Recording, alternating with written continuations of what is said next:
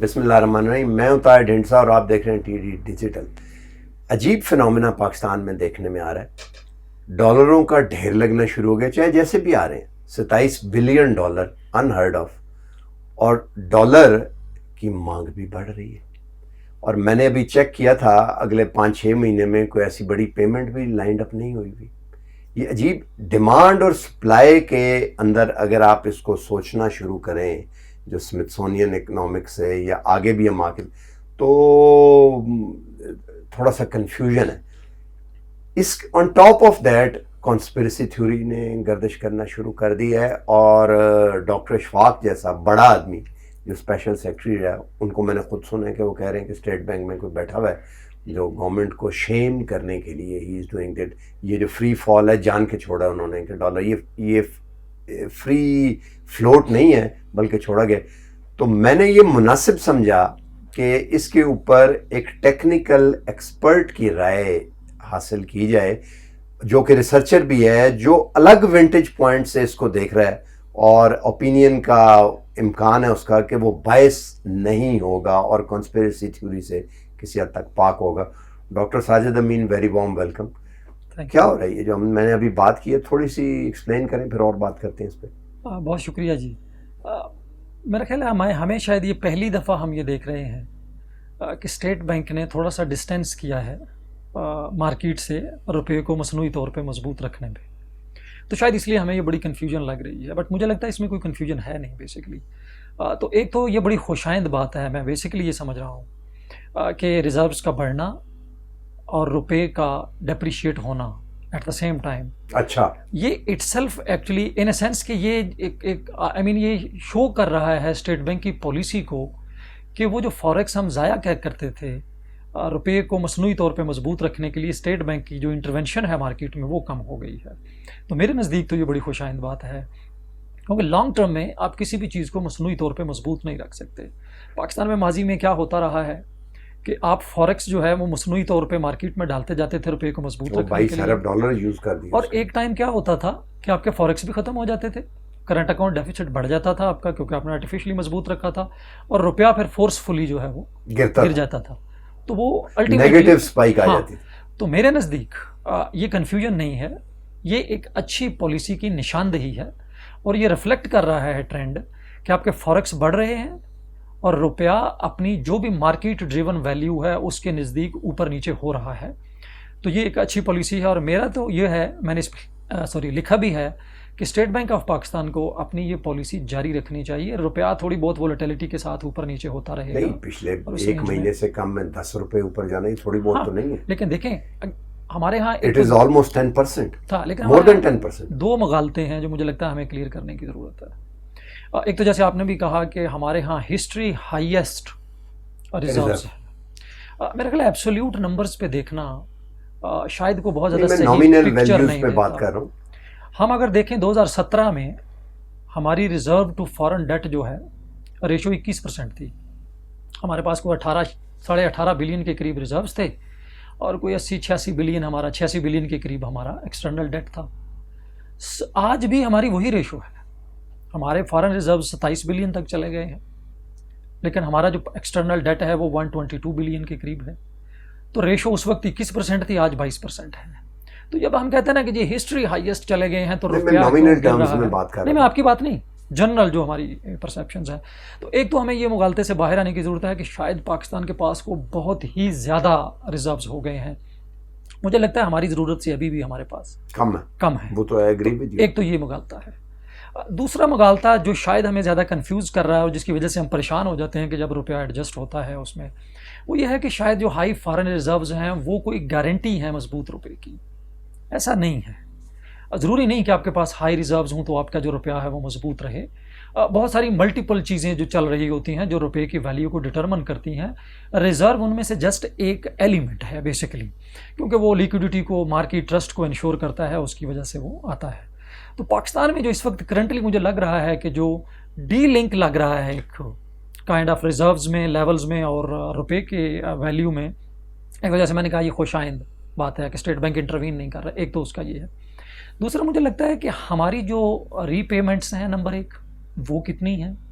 हमारा trade deficit जो है वो 30 बिलियन के करीब दोबारा आ गया, जो 2017-18 के लेवल पे है वो चला गया। हमारा करंट अकाउंट डेफिसिट एक्सपेक्टेड है शायद कि वो 3% से थोड़ा सा ऊपर जा सकता है अगर आपकी पेट्रोल प्राइसेस, ऑयल प्राइसेस बढ़ती हैं इंटरनेशनल मार्केट में।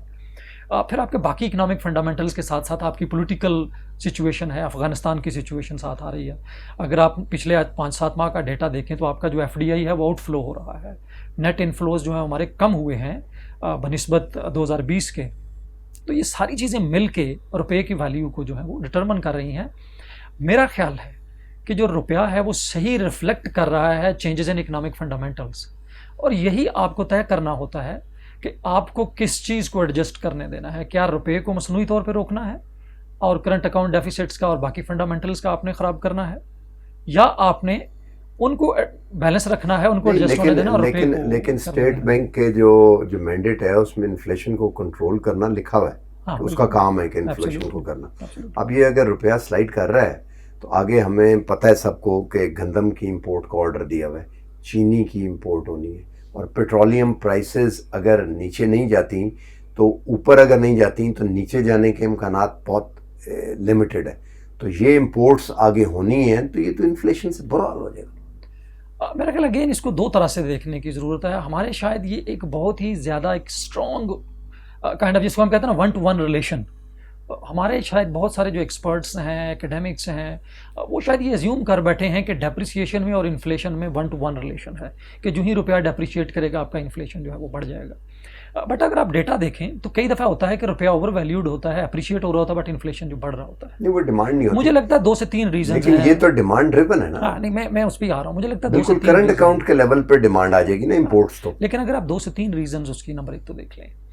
एक तो ये है कि पहले तो हमें ये समझने की ज़रूरत है कि कास्ट, अगर हम लेट्स अज्यूम कि हम आपकी बात मान लें, जो बहुत सारे एक्सपर्ट्स भी कह रहे हैं, और स्टेट बैंक इंटरवीन करता है रुपये को मजबूत रखने में, तो अल्टीमेटली क्या होगा? अल्टीमेटली आपको डेप्रिशिएट होना है, फॉरेक्स वहाँ खर्च हो जाएगा। और अच्छा ये बताइए अब रीज़न क्या हो सकती है, क्यों जा रहा है ये? तो एक तो ये हो गया। मैं जस्ट आपका पहला ये मुकम्मल कर लूँ क्योंकि ये बहुत बड़ा एक मुगालता है हमारे यहाँ। पाकिस्तान में बहुत सारी रिसर्च अवेलेबल है, मैंने इस पर बहुत ज़्यादा लिखा भी है, और शायद मज़ीद रिसर्च की भी जा सकती है, बहुत सारे लोग जो कर भी लें, कि पाकिस्तान में जो डेप्रिसिएशन का जो इम्पैक्ट है ऑन इन्फ्लेशन वो बड़ा लो है। पाकिस्तान का जो इन्फ्लेशन है वो बुनियादी तौर पे इंतज़ामी बदइंतज़ामी का बिल्कुल ठीक है, गवर्नेंस एक्सप्लेनेशन है हमारी। तो आप उस इन्फ्लेशन के लिए जो कि बदइंतज़ामी की वजह से है, जो मिस गवर्नेंस की वजह से है, बैड गवर्नेंस की वजह से है, आप डबल नुकसान क्यों करें? उसके लिए इकोनॉमिक फंडामेंटल्स को क्यों आप उसको क्यों डिस्टॉर्ट करते हैं? तो 2 चीज़ें बड़ी क्लियर याद रखने की ज़रूरत है मुझे लगता है कि नंबर 1 कि पाकिस्तान में वीक रिलेशन है बिटवीन डेप्रिसिएशन एंड इन्फ्लेशन।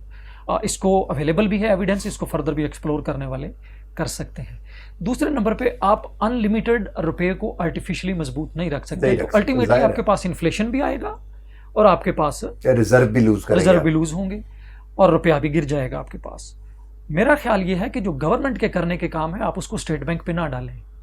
अगर आप गंदम एक्सपोर्ट कर रहे हैं या इंपोर्ट कर रहे हैं तो ये इंतज़ामी डिसीजंस हैं। हमने पहले एक्सपोर्ट की, बाद में हम अब इंपोर्ट कर रहे हैं। तो ये जो गवर्नमेंट के काम हैं, जो ट्रेजरी के काम हैं, आप उसके लिए स्टेट बैंक को उसके मैंडेट को डिस्टॉर्ट नहीं कर सकते कि वो आर्टिफिशियली आपके इन्फ्लेशन को मैनेज करें। आपको अपने जो गवर्नेंस पार्ट है इन्फ्लेशन का, जो बदइंतज़ामी का करना चाहिए, उसको करेंगे तो आपका इन्फ्लेशन, अपनी फिस्कल पॉलिसी को ठीक करें। फिस्कल पॉलिसी तो मॉनेटरी पॉलिसी से हेल्प ना आप लेने, देखिए जहाँ ड्यू है स्टेट बैंक देता है, बट स्टेट बैंक को ये कहना कि वो आर्टिफिशियली इंटरवीन करे मार्केट में रुपये को मजबूत रखने के लिए, मुझे लगता है ये गलत है। अच्छा ये बताइए कि अब इन्फ्लेशन क्यों हो रही है इस वक्त? इन्फ्लेशन या डेप्रिसिएशन? मतलब डेप्रिसिएशन। देखिए मैंने उसके 2-3 आपको रीजंस बताई। नंबर 1 तो ये है कि 4 से 5 ब्रॉडर कैटेगरीज हैं जिनको आप देख सकते हैं। नंबर 1 कि the best policy state bank की जो अभी तक है कि वो मार्केट में इंटरवीन नहीं कर रहा। तो एक तो ये है कि वो डी लिंक हो गया है, जो आपका एक मसनूई सहारा था रिजर्व्स का और रुपए का, तो वो उसमें है। लेकिन जो सबसे बड़ा मुझे लग रहा है वो 2-3 एलिमेंट्स है। एक तो अफगानिस्तान का एक अनसर्टनिटी मार्केट में जो आती है, उसमें देखें आपका जो इन्वेस्टमेंट है, आपकी जो एक्सपेक्टेशंस है, let's see expectations channel Pakistan में for example if there is a kind of कह लें कि फ्यूचर बाइंग है या एक बाइंग है डॉलर्स की, जो बड़ा स्पेकुलेटिव बाइंग जिसको हम कहते हैं। आपका FDI इनफ्लोज जो है वो कम हो रहे हैं। ये एक्सपेक्टेड है कि पाकिस्तान में इन्वेस्टमेंट मज़ीद कम उसमें हो सकती है, उसमें इन्वेस्टर्स जो हैं वो आपके निकल सकते हैं उसमें। तो उसकी वजह से जो आपकी, क्योंकि मार्केट बड़ी छोटी है, तो उसमें अगर चंद भी बड़े बायर्स जो हैं या कुछ मिल के बाहर जो है वो डॉलर्स को एक्स्ट्रा बाई करते हैं, एक्स्ट्रा डिमांड क्रिएट करते हैं, तो अगेन पैनिक उसके ऊपर प्रेशर आता है। इसी तरह अगर आपकी एक एक्सपेक्टेशंस है कि आपका जो करंट अकाउंट डेफिसिट है वो 3% से ऊपर जा सकता है अगर आपकी पेट्रोल प्राइसेस बढ़ती हैं, इस अगेन वो फिर आपकी बाइंग को जो है वो डॉलर बाइंग को करता है। लेकिन जो बुनियादी यहाँ मुझे लगता है एक समझने की ज़रूरत है कि ये जो प्राइसेस हैं, जो आपका इनफ्लो ऑफ डॉलर्स है, इसको जनरली हॉट इनफ्लोज भी कहा जाता है कि ये हॉट इनफ्लो होता है, ये किसी दिन बढ़ जाता है, किसी दिन कम हो जाता है। किसी महीने अगर आपकी डेट रीपेमेंट्स आ गई हैं तो आपने ज़्यादा पे कर दिया है, लिक्विडिटी कम हो गई है। किसी महीने आपकी पेमेंट्स नहीं हैं, रेमिटेंसेस ज़्यादा आ गई हैं, FDI थोड़ी बेहतर हो गई है, आपने कर्जे जो देने थे वो रीशेड्यूल हो गए हैं जैसे कि पीछे हुआ, तो उसकी वजह से उस वक्त आपका जो रुपया है वो ओवर वैल्यू हो सकता है। अगर आप पिछली एपिसोड देखें जहाँ रुपया 163 से 152-53 पे दोबारा वापस आया था, तो उसके यही 2-3 फैक्टर्स थे कि आपकी जो डेट रीपेमेंट्स थी वो रीशेड्यूल हो गई डेट रिलीफ्स के अंडर। IMF के साथ आपकी जो बात हुई उसमें डेट कंसेशंस जो आपको मिली, डेट स्वैप्स के अंडर जो मिली, जो कोरोना के कॉन्टेक्स्ट में वो थोड़ा रीपेमेंट्स हुई, ट्रेड आपका रुक गया, जो ट्रेड था, बॉर्डर्स बंद हो गए, इंपोर्ट एक्सपोर्ट्स रुकी, आपकी रीपेमेंट्स रुकी, तो बहुत हद तक वो जो प्रेशर था उस वक्त की रीपेमेंट्स का वो शायद थोड़ा डिले हुआ, तो जिसकी वजह से रुपया इंपोर्ट्स भी एक्चुअल कम हो गए। हाँ, तो करंट अकाउंट उसी वक्त बैलेंस हो गया। तो वो मुझे लगता है वो जो पीरियड था वो एडहॉक पीरियड था। उस वक्त जो रुपये की वैल्यू थी जिससे हम कंपेयर कर रहे हैं कि जी रुपया आप 10 रुपये गिर गया है 155-53 से 66 से, एक्चुअली मुझे लगता है कि वो थोड़ा सा रुपया एडहॉक पीरियड में था, वो जो कोरोना का एक रिलीफ पीरियड था। तो एक तो वो एडजस्ट हुआ है, अब ओपन मार्केट्स हो रही हैं, इंटरनेशनल मार्केट्स ऑपरेट हो रही हैं। एक और जिस पे बहुत कम लोगों की शायद नज़र जा रही है, मुझे लगता है कि वो उसको भी शायद रिकन्सिडर किया जा सकता है कि जब आपका डेप्रिसिएशन जब आपका इंटरेस्ट रेट कम होता है तो उसका इम्पैक्ट आता है आपके रुपए के ऊपर। एक्सचेंज रेट जो है वो रुपए का डेप्रिशिएट होगा बेसिकली, क्योंकि आपकी जो हॉट मनी इनफ्लोज थे जो हमारे 13.25 इंटरेस्ट रेट पे आ रहे थे उस वक्त पॉलिसी रेट पे, वो जाने शुरू तो जब हम नीचे हुए तो वो हॉट फ्लो हुआ।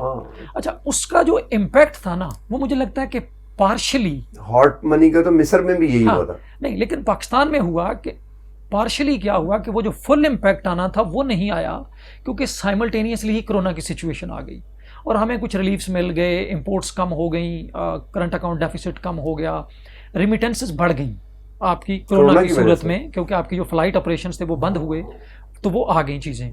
तो वो जो हमारे हार्ट मनी आउटफ्लो का भी एक इम्पैक्ट आना था, आप कह लें कि जो पॉलिसी रेट कट का इम्पैक्ट आना था वो उस वक्त पार्शियल आया, पूरा नहीं आया। तो वो मुझे लगा अब एक लैग्ड पीरियड है। तो मुझे लगता है कि जो पाकिस्तान का करंट एक्सचेंज रेट का या जो रुपए की डेप्रिसिएशन है, it has a very strong fundamental explanations. हर एक की अपनी अपनी एक्सप्लेनेशन है, बट मुझे लगता है कि अगर हम इन तमाम ट्रेंड्स को देखें तो मुझे लगता है कि रुपया फेयरली एडजस्ट हो रहा है मार्केट के, और ये ऊपर नीचे होता रहेगा। और आई थिंक हमारे लिए शायद ये बड़ी एक अनहोनी सी बात है, क्योंकि हम आदी नहीं हैं इस चीज़ के। आदी नहीं। अच्छा, लास्ट वक्त लंबा हो रहा है, ये बताइए कि क्विकली बिल्कुल कि हाइपर इन्फ्लेशन का तो कोई खतरा नहीं? नेवर, अब नहीं है। नो, देयर इज चलें, ठीक है। No, it was never. अच्छा, अब भी नहीं है। हाँ, पाकिस्तान मुल्क में हमारे पास माशाल्लाह अच्छे रिजर्व्स हैं, हमारी मार्केट काम कर रही है। छोटा मोटा ये बाद इंतजामी के इश्यूज़ हैं, अगर आप उनको बेहतर कर लें तो बहुत सारा इन्फ्लेशन आपका जो है, जैसे फूड इन्फ्लेशन आपको ड्राइव कर रहा है, और एक और चीज़ जो जहाँ पे ड्राइव हो रहा है इन्फ्लेशन, वो हमारी फिस्कल पॉलिसी के ऑब्जेक्टिव्स हैं। हमने टारगेट किया हुआ है रेवेन्यू मैक्सिमाइजेशन को। अब वो रेवेन्यू कहाँ से आ रहा है? वो आपका एनर्जी प्राइसेस से आ रहा है, ऑयल प्राइसेस को बढ़ाने से आ रहा है, और they are the major contributor to आपका जो CPI बास्केट है। तो आप इन चीज़ों को अगर एडजस्ट करें, आप अपने रेवेन्यूज़ को एक्सपैंड करें, बेस को, टैक्सेशन बेस को करें, आप GST पे फोकस ना करें, आप इनडायरेक्ट टैक्सेस पे कम फोकस करें, तो डेफिनेटली आपका ये जो इन्फ्लेशन है बहुत हद तक बेहतर हो सकता है। आज के आपने गुफ्तगू तो सुनी, आप इसको मैं 2-3 चीज़ों में अगर सम अप कर दूं, एक तो ये है कि पॉलिसी फंडामेंटल्स जो हैं वो ठीक हैं और इसी तरह होना चाहिए, और फ्री फ्लोट जो है वो आर्टिफिशियल मैनेज से बेहतर समझा जाता है और वो ज़्यादा महफूज भी होता है। दूसरी चीज़ कि जो इन्फ्लेशन है वो डिमांड पुश या प्राइस पुश उस तरह से नहीं है, बल्कि मिसमैनेजमेंट है। गवर्नमेंट को अपनी इकोनॉमिक पॉलिसी और फिस्कल पॉलिसी को एडजस्ट कर, फिस्कल पॉलिसी को मैं इसलिए कह रहा हूँ कि एनर्जी बास्केट में से प्राइसेस जो एक्स्ट्रा लेवीज लगा के उसको पूरा किया जाता है।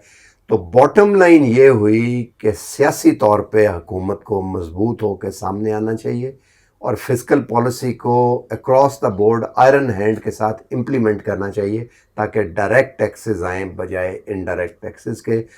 और कॉन्स्पिरेसी का इसमें इतना बड़ा कोई अमल दखल नहीं है। आज तक के लिए इतना ही, मिलते हैं अगले प्रोग्राम में। हो सके तो प्रोग्राम को लाइक और सब्सक्राइब कर दें। अल्लाह हाफ़िज़।